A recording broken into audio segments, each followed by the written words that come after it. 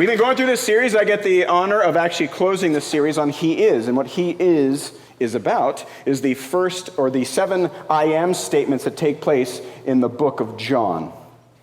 In the book of John, there's these statements. They're using the Greek term ego eimi, and all that means is truly I am. But the whole point is behind that, it's not just Jesus claiming to exist. It is Jesus pulling on an Old Testament thread to show what he's really like. The whole point of this series is to see Jesus is making very particular claims about who he is.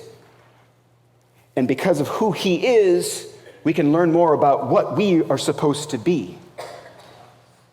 So I'd ask you to walk with me as we go through this last session in a very powerful series.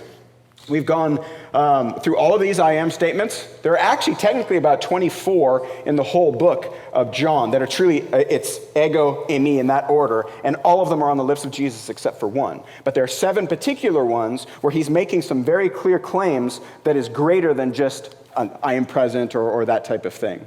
One of them was I am the bread of life. We started this series with this idea of God through Jesus is providing divine sustenance. He is the bread of life. He is better than the manna that came down from heaven. He is greater than Moses, who was the one who called down that bread. God gave the bread. Moses was present. But at the end of the day, Jesus is saying, no, I'm the bread of life. This is the type of bread. When you have this, you have all you need. He says, I am the light of the world.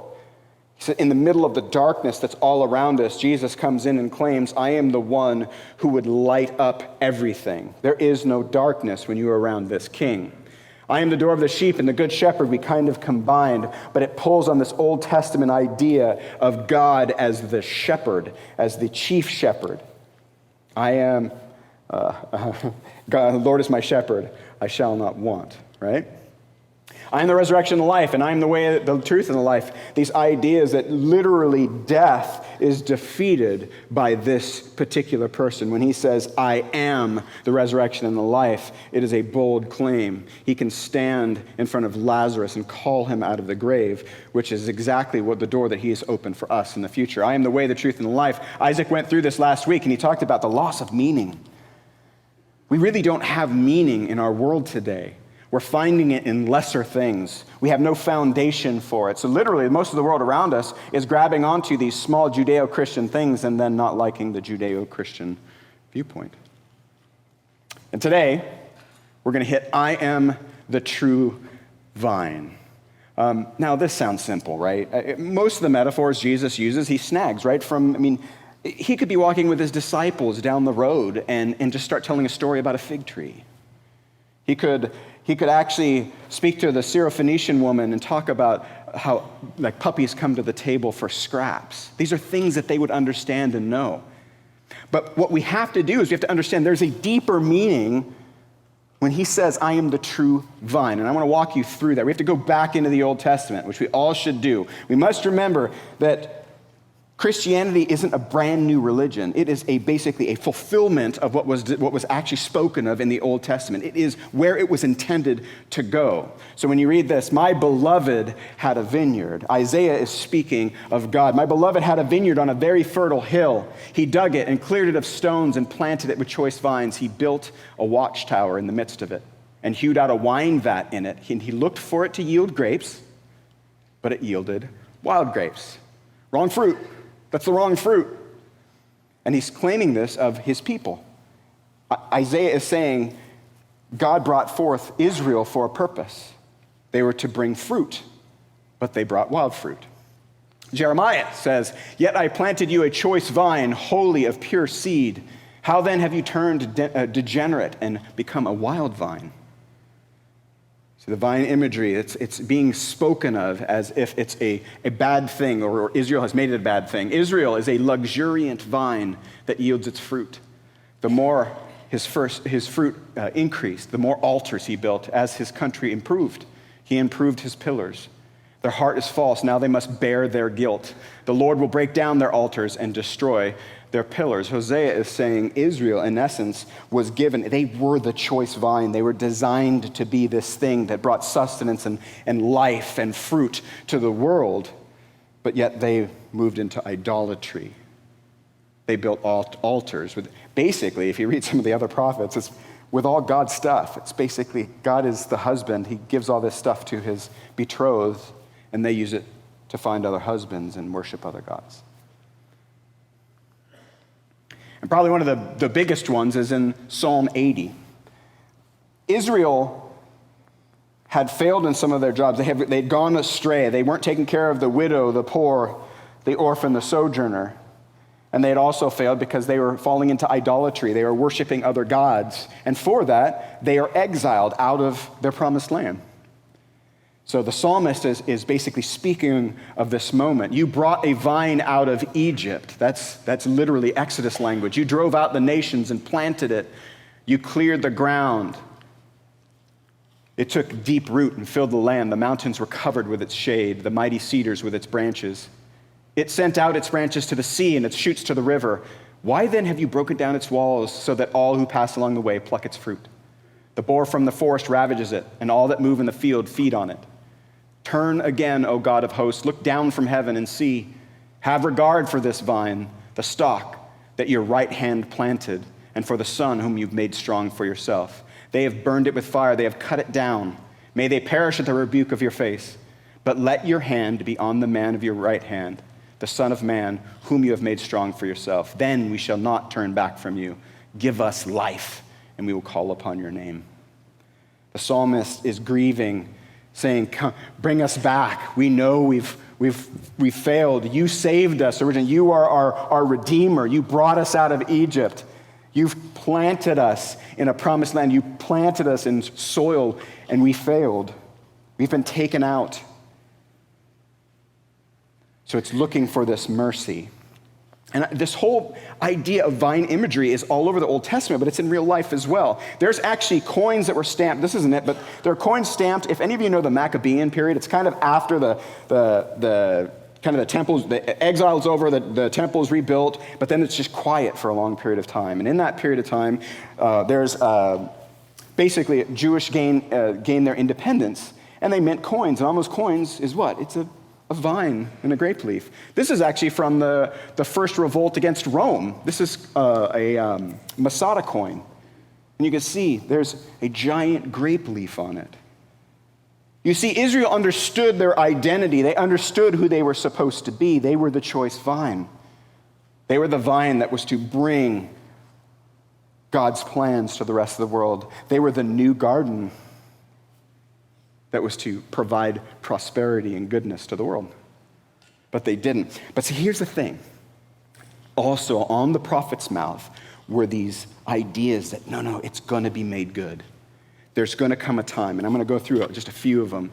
There shall come forth a shoot from the stump of Jesse, that's David's father, and a branch from his roots shall bear fruit. Behold, the days are coming, declares the Lord, when I will raise up for David a righteous branch.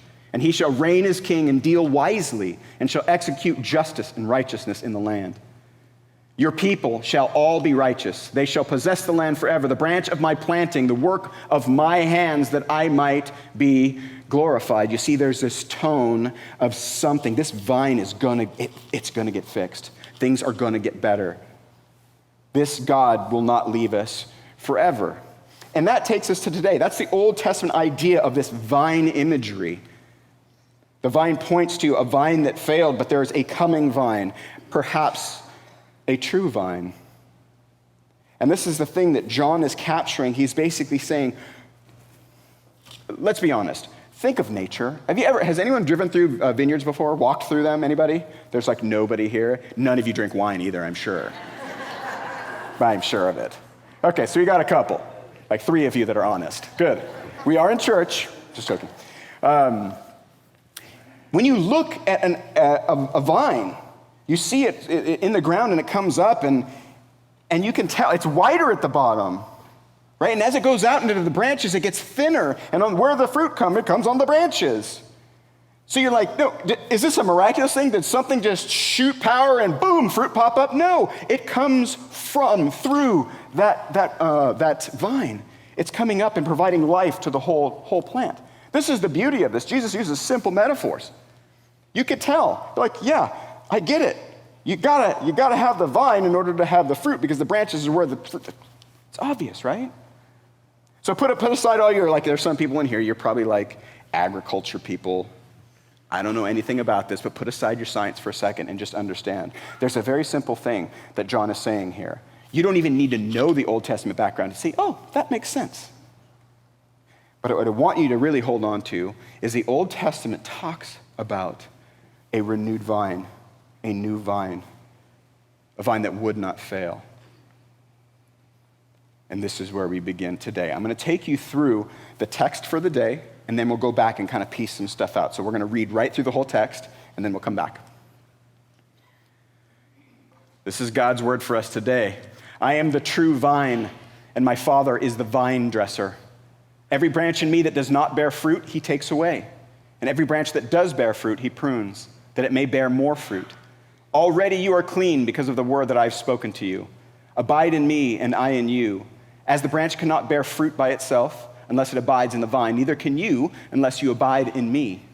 I am the vine, you are the branches. Whoever abides in me and I in him, he it is that bears much fruit, for apart from me you can do nothing. If anyone does not abide in me, he is thrown away like a branch and withers, and the branches are gathered, thrown into the fire and burned. If you abide in me and my words abide in you, ask whatever you wish and it will be done for you. By this my Father is glorified, that you bear much fruit, and so prove to be my disciples. As the Father has loved me, so have I loved you. Abide in my love. If you keep my commandments, you will abide in my love, just as I have kept my Father's commandments and abide in his love. These things I have spoken to you, that my joy may be in you, and that your joy may be full. This is my commandment, that you love one another as I have loved you. Okay, something to know about John. John's very black and white. He typically has a this versus that. He repeats things a lot. Did you catch that at all? Did you catch some words that just kept coming up over and over and over again? John's telling us, pay attention to what's going on here. And the first thing I noticed about the passage is, this is a present and active God. This is not a God who's sitting on the sidelines. And there's a few things that tell me this. First, it starts out and says, I am a true vine, and my Father is a vine dresser. Okay, when you see vine dresser, do any of you know what a vine dresser is? You're like, it must dress vines. Okay, I actually think that was a bad choice in translation. The word is actually gardener. Now, when you think of Jesus talking about the Father who's a gardener, what does that make you think of? There's a garden at the very first couple pages of the Bible. God creates everything good. He makes the ground to grow things. He puts animals in it, and he puts the peak of his creation in, his image bearers, to care for it, to take his creative energy and pour it out into creation so that more of what he created will be created alongside it. That garden had a ton of really good fruit, by the way. We only hear about the 2 trees, but there was a bunch of trees in that garden. And they had access to all of them, except one. We'll come back to that. All right, we have a true vine. We have the Father who's the vine dresser. So there is clearly already a connection. And then there's a further connection. I'm the vine, you are the branches. So we have vine dresser, vine, branches. So anything that the vine dresser provides to the vine clearly flows through to the branches. There's this unity and union with this whole idea that this is pass-through stuff. The vine dresser cares for his creation. So when he will feed the vine, he will grow the vine, and the vine passes that on to the branches for the purpose of bearing fruit. There's also this, as the Father has loved me, so have I loved you. Abide in my love. If you keep my commandments, you will abide in my love, just as I have kept my Father's commandments and abide in his love. There's this double keeping of commandments and abiding in love, right? So I did it with the Father. Now you do it with me. You abide in me. You keep those commandments with me. You love like I love. Okay. The trick is, there's this weird word in there. How many of you use this in your normal day-to-day? Yeah, Bill, I'm going to head over to Taco Bell and abide for a little while. Right? It's not something that we use. The Greek word behind this is meno, and it really just means remain, stay. But it's hard. I mean, the way this text is talking about abiding, and John loves this word, by the way. He uses it a lot. I was trying to think of, like, there are some ideas, like imagine plugging your phone in or plugging into something. That's okay. I mean, you're getting power from it, but it seems a little bit reduced. So I'm a guy who likes to hang out in the kitchen. Have any of you had my pulled pork before? Anybody? Like 3 of you. All right, I want to offer more pulled pork to the whole congregation. Something I love doing. I love the kitchen. I love food. Food brings people together. It's a relational thing. I think of abiding like marinating meat. Okay, when you want a tri-tip to taste really good, you can just throw it on the grill. You get some good caramelization. It'll taste pretty good. But if you want it to taste really good, you marinate it. You stick it in stuff that it absorbs in, that actually saturate it, that become part of it becomes part of its flavor. It's not a perfect metaphor, but I think this is more of what abiding should be seen as. It's like marinating yourself. It's bringing in that stuff that's outside of you, that stuff that's beyond you to make you better. Okay? Abiding is seen all over, but I actually tried to nail down what I think John was trying to say. What is this abiding thing? What does it mean? What are the components of it? And I came up with this. If you abide in me, my words abide in you, ask whatever you wish, and it will be done for you. If you keep my commandments, you will abide in my love. This is my commandment, that you love one another as I have loved you. I want to tell you, we're Westerners, so we're going to look at these 3 things: ask, keep, love, and we're going to try to dissect them. We're going to try to stick something over here and understand what it is. But what I want you to know is that John is looking at these wholesale. John is saying these all belong together. So what is asking? What is asking? It's simple, guys. It's the thing that you probably do worst. It's praying.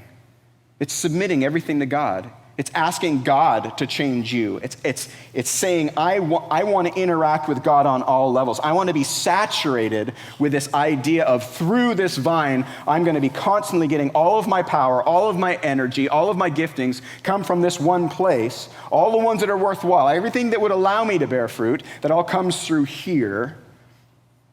And one of those key elements is just asking. God's not a divine piñata. You don't whack at him and then something pops out. But you ask. He wants you to ask. Second thing is, if you keep my commandments, the word here in Greek actually could mean keep or guard or observe. And the idea is, I think a lot of us, when we think of keeping the commandments, we might be thinking of just following a particular rule. And I think obedience is built into this, but it's like there is a level of carrying it with you. It's an idea of, these commandments, they go with me. They're part of me. That doesn't mean I do them right all the time, but they're a part of me. And then, of course, love. Now, some of you, like I said, some of you in the room, you might say, I'm great at the asking thing. But let me submit, if you're great at the asking thing, but you're not very good at the keeping and loving thing, you've missed something, right? Maybe you're really good at the love thing. I think I feel best on that level. I'm probably weakest on the asking. I could keep the rules. I could try to love my family, the people who are my neighbors, my friends, my congregation, my enemies. I feel like I'm not great at it, but I kind of go there. But at the end of the day, if I'm not talking to God about those things, if I'm not asking him, hey, yeah, this is a very messy situation, and I really have no desire to step into it, but your will be done. I am here at your will to see your creation pull forward. Some of you are really good at keeping the rules. You don't talk to God about them at all, right? Imagine your manager at work. Very beginning of the year is coming up. You sit down with them and they give you here's the things you need to do. And then you decided not to meet with them again until the next year. You can still be following those rules, But if I'm not interacting about, hey, well, we're changing this a little bit here, you miss something, right? You have to balance these things out. The whole point is John is saying this is all a part of abiding. These are all packages in the abiding, and you don't try to split them off and do really good at one and not the other. All the purpose of abiding. So if we figure out, if we have an idea of what this word means, the whole purpose is to bear fruit. Man, I know some of you in here probably feel like, yeah, I'm not one of those prosperous branches. I don't feel like I bear a whole lot of fruit. And I get that. We all have seasons like that. Maybe some of you feel like, yeah, I produce really good fruit. Is it the right fruit? I'm like, I have a dog, and I'm not a good gardener. So every day, I either am walking with socks or barefoot in my house, and I walk along, and occasionally a burr is under my foot. Ow! And it's because that dog brought it in. That burr's a seed. It's, for all intents and purposes, a fruit of something. It's not good fruit, and that's not a good dog. It's actually a good dog. But you see, it's important to understand fruitfulness matters. If you remember anything we talked about in the Old Testament about the vine, the problem wasn't that there wasn't fruit, it was the wrong kind of fruit. But wrong kind of fruit, no fruit, same problem. And if we're being really honest, this passage alone says some pretty powerful things about no fruit. Every branch in me that does not bear fruit, he takes away. And every branch that does bear fruit, he prunes that it may bear more fruit. Abide in me and I in you, as the branch cannot bear fruit by itself unless it abides in the vine. Neither can you unless you abide in me. Whoever abides in me and I in him, he it is that bears much fruit, and apart from me you can do nothing. You were designed to bear fruit. If you're a branch that's not bearing fruit, I believe what John is saying is you're pretty much a dead branch. There's no life in you. And I think part of the problem is we all have those moments. And we're going to talk a little bit later about how we get distracted. Life pulls us in different directions. We try to plug in to the wrong thing, or we only partially marinate. Have you ever had, it's bad by the way, if you ever had like a tri-tip where only one end was done, it's just no good. You plug in and get your power from the wrong place, fake places, bad vines, pseudo-life. It's a problem. But for those of you, I want to talk to you a little bit about pruning. See, there's a tendency for us to look at passages like this and feel like maybe God's not good after all. And I want to challenge you mightily. There's some of you right now that are going through horrible stuff. Horrible. You're barely making it by. If you call Jesus King, let me suggest to you that sometimes God pairs us. Sometimes he cuts us back, because if you've ever seen it happen, it's amazing. The whole point is that actually vineyards can do this around 2 times a season. At the beginning, if you've ever gone to a vineyard when it's dead season, they look like these just brown teas. You're like, is that just like a branch holder? No, it's the vine. But if you come back later, after more time, more sun, more nutrients, more water, you will see a huge green bush that starts to bear fruit. But then the vine dresser comes through and says, you know what, there are certain branches that aren't actually bearing, so I'm going to pinch those off, because what happens is it's redirecting the flow of all of that energy to where the fruit is happening. See, this God says, hey, man, I love this vine. I love these branches. But at the end of the day, I want to make fruit. Fruit that lasts. Fruit that's visible and attractive. And see, oftentimes, we get it wrong. We try to produce our own little artificial fruit. It looks more like a Christmas tree ornament, right? Doesn't have any flavor or anything. Might look beautiful for a second. Don't step on it, it'll hurt. So I understand that some of you might be pruning, and bear with me here, because once I get to the end, I'm praying that you understand how good this God is and why these moments happen. And believe me, I've had them. I know some of you have had them far worse than me, but just hold tight. Let me get through this.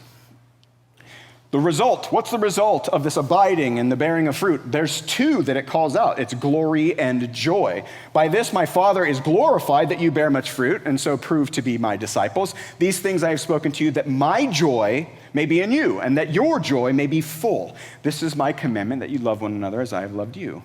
The whole point is that when we bear fruit, we are literally glorifying God. God is somehow his weight is being seen for what it really is. He's being lifted high. And Jesus' answer is like, yeah, not only that, but you're going to get my joy, even after the pairing, even in those seasons where you feel like you're not producing fruit. The result is glory and joy. But I have to tell you, I got looking through this, I laid it all out. The gardener takes away and prunes. The vine, that's Jesus, he abides, he keeps, and he loves.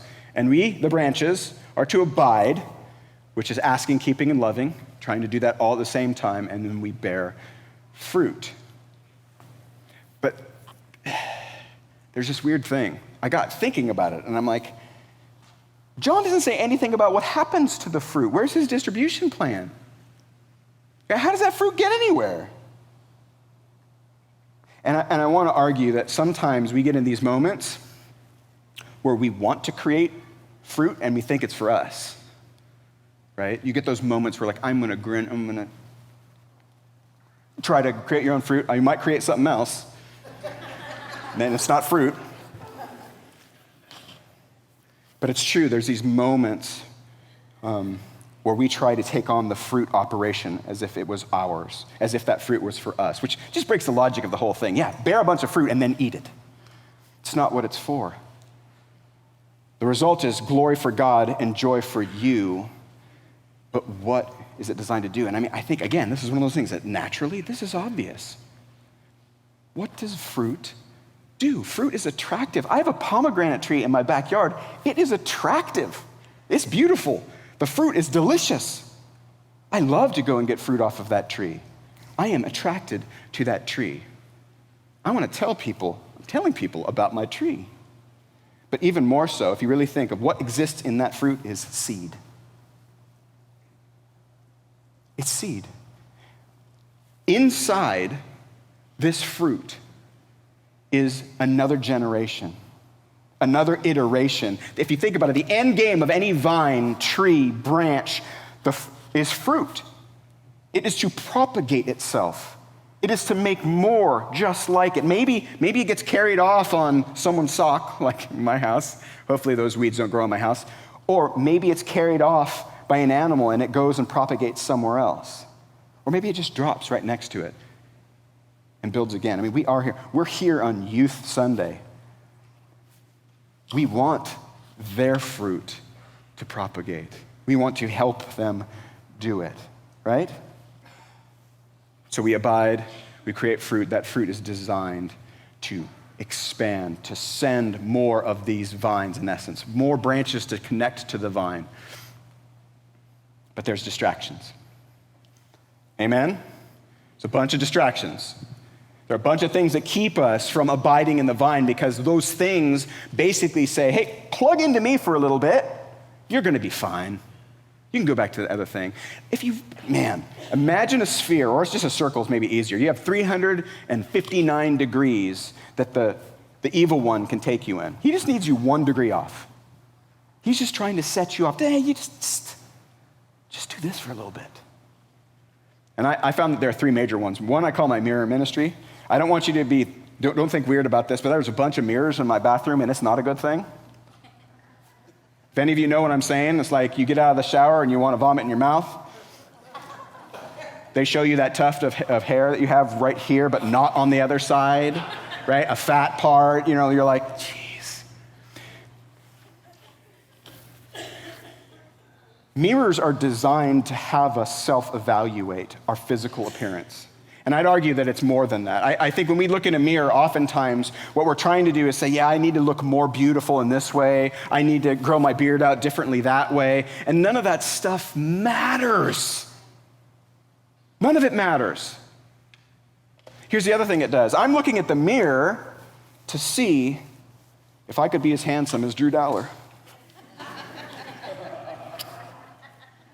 No mirror is that magical. But what it will do, it will eat at my heart. I will be plugging into something different. I will be looking for something to be providing me energy and power in a different way, in an inappropriate way. I am abiding in something else. Anyone share this one with me? Self-evaluation, how do I look? Am I smart enough? Boy, that guy seems really smart. That guy seems really gifted. I think I want to do what they do. Guys, I struggle with this. I struggle for significance. I've told my friends and the pastors here, like, I want to be significant. And that's nonsense. That's nonsense. Our King is significant. He's where all of my significance comes from. It doesn't matter what I do. Mirror ministry. Here's another one. Tiny God. Sam Whitaker, in the very first sermon in this series, brought this up. He said, we all have tiny gods. He said he had a friend in Africa that says, you guys all serve the tiny God. You guys could all pull it out right now. You serve it. Is anyone, have you enabled in iOS or in Google, whatever it is, Google OS? Who cares? Where you set up the data, the metrics on your phone. Have you looked at those things? I recommend that all of you enable them. The amount of time we spend on these things is crazy. Doing nonsense. Nonsense. I mean, so, okay, I know some of you are in here and you're like, oh, but I check my emails and I text my good friend who's dying. I'm like, okay, fine. You have a few good things. Maybe you should call that person. Not on this. Go visit him. But you see what I'm saying? We are actually tethered to a power source. We are abiding in something with phones. Sam had recommended, hey, find apps that you use and get rid of them. Don't have them accessible. Use this as a real phone. I mean, how many of us actually call places? We don't. You ever see that? It's one of those things, and I'm trying to catch myself. I'll be really honest with you. I was preparing for this. I went to take a break, went upstairs to just take a break with my wife, maybe watch some TV. I got up and went back downstairs to get my phone. I didn't even look at it while I was up there. I just needed it near me. Because there's that person who's going to call me. That person's going to text me. I need to know. Could be my kid, and they could be dying. You know, the good Lord has your children in mind. There were centuries, millennia, where you didn't have that connectivity, and I'm going to promise you that it was no worse than now. In fact, I'd say now is worse. Do you see where I'm going? Some of you should be tapping your phone right now saying, Lord Jesus, I ask that you would reduce this, the use of this. Now, here's something else. There's a bunch of you in the room, you're like, I don't even have a phone. I'm not part of that generation. What do you have access to? Maybe some of you are reading your newspaper for hours in the morning while your spouse sits across quiet from you. Is that you? Because maybe you're abiding in the wrong thing. I mean, it's not just a phone. I could be up watching TV, have my family there, and be on my phone. What is that message sending to the fruit of the next generation? Do this. Works.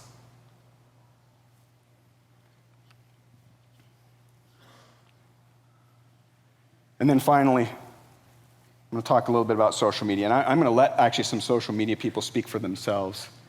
Yeah, let's just go there.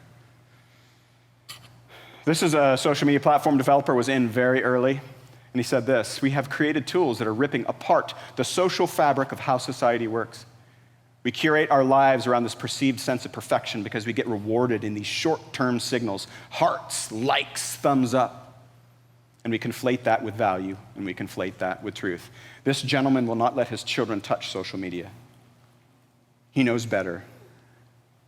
He's now a billionaire, made all that money off of social media, but he won't touch it because he understands what it is. The thing you need to know is that much like if any of you have ever, like I know everyone's gonna say no, but if you've ever played a slot machine, you pull the arm. Do you know slot machines make more money than I think all of pro sports and something else combined, Hollywood? Because it's only quarters or nickels, right? But there's millions of those things going in there. And because when you pull on that handle, dopamine gets released in your head. What do you think those hearts, likes, and thumbs up are all about? That's exactly what they want. Here's the truth, guys. I'll let the former president of Facebook say. It's a social validation feedback loop. It's exactly the kind of thing that a hacker like myself would come up with because you're exploiting a vulnerability in human psychology. We understood this and we did it anyway. Do you realize in social media you are the product? You are. You're the product.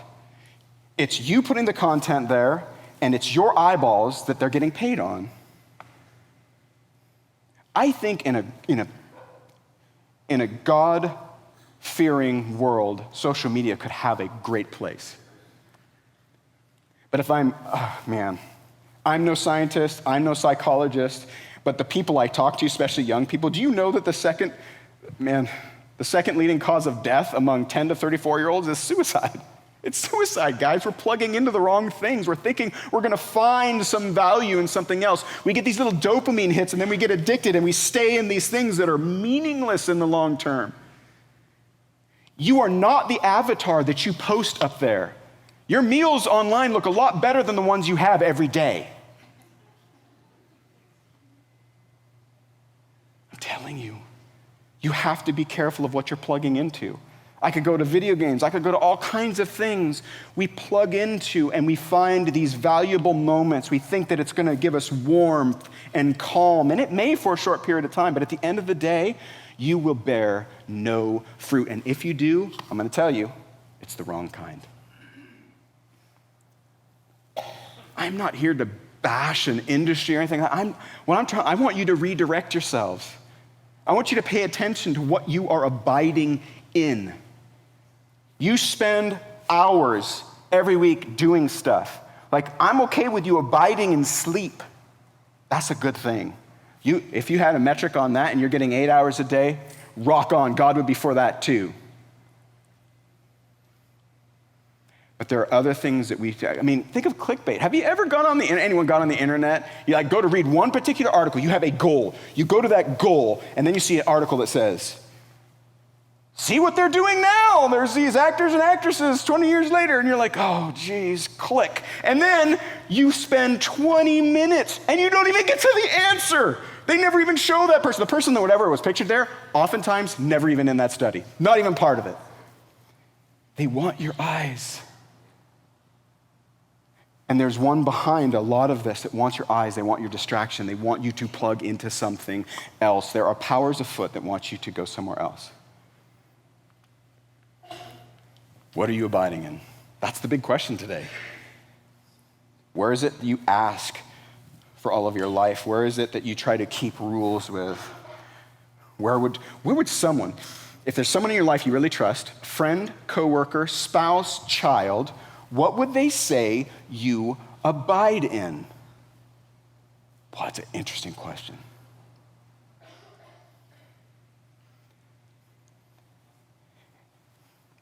To be honest, if we really boil down abiding, what abiding means is dying. When I abide, I die to myself. I don't seek my pleasure in the moment. I don't seek comfort in the wrong ways. I go to ask the King. I pray to the King. I seek better obedience for myself because I know I can't do it on my own. I can't bear fruit on my own. I need him. I plug into the very place that can give me real fruit.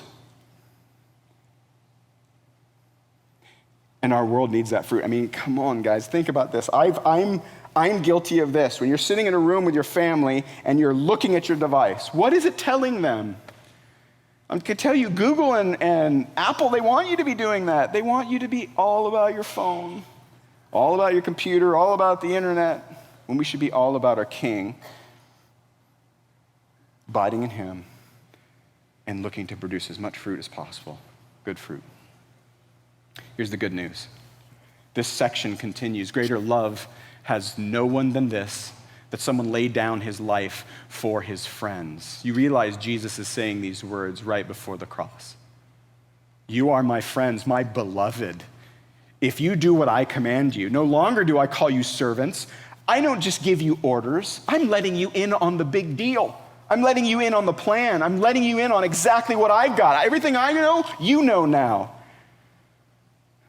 I've called you friends for All that I have heard from my Father I have made known to you. You did not choose me, but I chose you and appointed you that you should go and bear fruit and that your fruit should abide, so that whatever you ask of the Father in my name, he may give to you. I want you to pay very close attention. There's one little phrase in there that's a little bit weird. It's a little bit weird. Okay, it's good. This God chooses us. He appoints us that you bear fruit and that your fruit should abide. How does that work? Now my fruit's doing something. This is Youth Sunday, people. Do you have anyone that you have following along with you? Do you have anyone that you're raising up, teaching them, here's how I remain in the vine. Here's how I plug in to this vine, the only vine that matters. Are you doing that? Maybe you feel like you're not worthy of that. Well, I'm going to tell you that's a lie. Now, you may not be worthy of taking them through the Bible, but actually, there are plenty of people who don't have dads or moms that could really use another parent around, someone to influence them in positive ways. You don't need to know the whole Bible to do that. But if you're plugged into God and you're walking along, helping fruit abide, isn't that a good thing?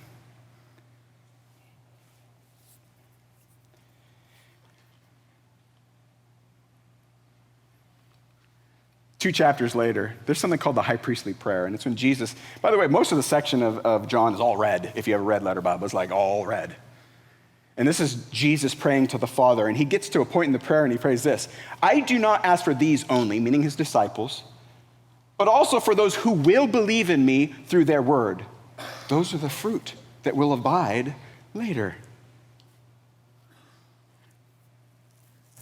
That they may all be one, just as you, Father, are in me and I in you. Sounds a little bit like abiding language, does it not? That they also may be in us, so that the world may believe that you have sent me. The glory that you have given me, I have given to them, that they may be one, even as we are one. Guys, man, I want you to think about how brilliant this gardener is. At the beginning of the story, there are a bunch of trees in this garden, and only one that we weren't supposed to have, but we took of that. And ever since, we've been cultivating, growing, prospering bad fruit. The whole world is built on, it's just a bunch of bad fruit that's been planted everywhere. And what does this gardener do? It's crazy. He plants a new vine, one. And this vine says, plug into me. You can be one of my branches. But the kicker is, in order to do that, that vine had to die. God would literally take his divine DNA, jam it into the world, and say, okay, the seed has to die in order to become something new. So he would plant. He started this new planting project through our King named Jesus. There's a new garden afoot. Do you hear it? Do you see it? Do you smell it? Because at the end of the day, I'm okay with you smelling your own fruit. Because if you're growing fruit, man, you are connected to that vine. That is a good thing. And at the end of the day, that garden is going to be the garden. All the bad fruit that's all around us, we want to bring as much. God is in the business of reconciling all of creation back to himself, so he wants all of those bad fruit to become good fruit. How can we do this? Well, I can tell you one thing. It's by you abiding and you actually helping other fruit abide. Start with your kids, man. I have not done the job I could have done with my children. That's an honest to God truth. And I'm not saying like, oh, I just didn't do this or that. I'm saying like, I could have done a much better job if I was in the vine better. It's not over, not done. Because one day they're going to have grandkids as well. And I want that fruit to abide. And my neighbor, maybe who doesn't have a father, maybe I can help that fruit abide. I can show them, here's what it's like. Marinate in this King. Plug into his ways. Because the world will be better because of it. We're going to take communion. I want you to think about this. As you take communion, there's how many grapes did it take? Something had to be crushed for this to happen. For you to have this, crushed. This is why we take communion.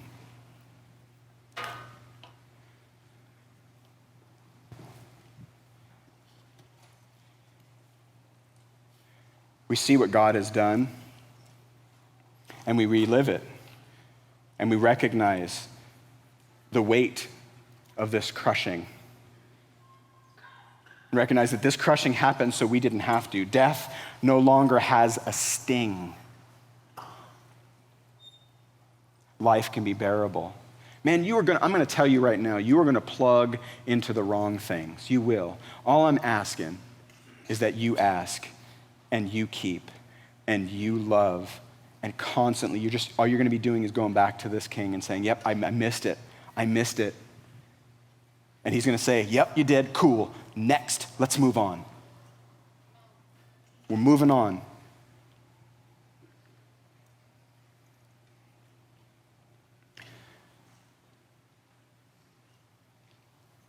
To be truthful, I didn't give them enough time to pass that out.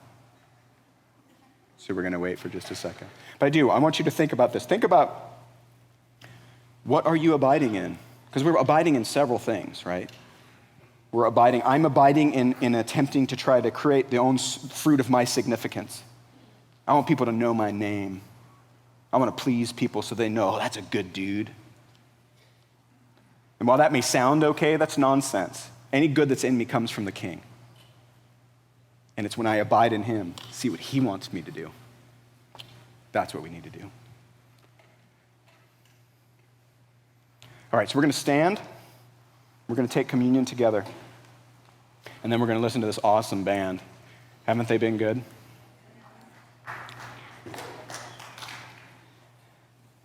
So on the night he was betrayed, Jesus took the bread, said, this is my body. This is my gift to you. Let's take the bread together.